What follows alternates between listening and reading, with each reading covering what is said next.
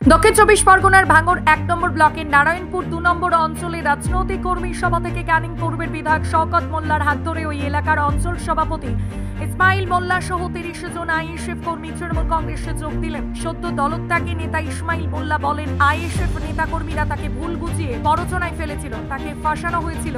নিজের ভুল বুঝতে পেরে এবং এলাকার উন্নয়ন দেখে তিনি আইএসএফ ছেড়ে তৃণমূল কংগ্রেসে যোগ দিলেন।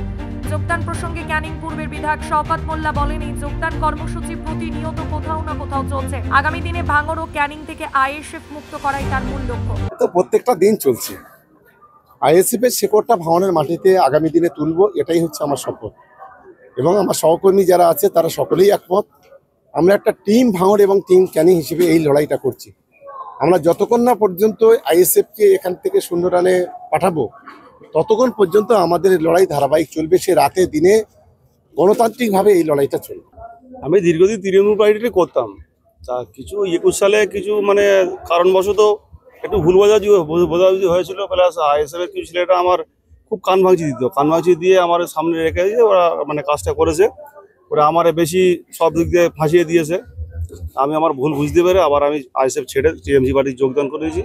আমার টিএমসিটা ভালো লাগে, আমার অনেক উন্নয়ন দিয়েছে। প্লাস আমার দুই ভাইয়ের ঘর দিয়েছিল, আমাদের অনেক কান ভাঙচি দিয়ে এই পার্টিটা নিয়েছিল, আইএসএফ পার্টিটায়।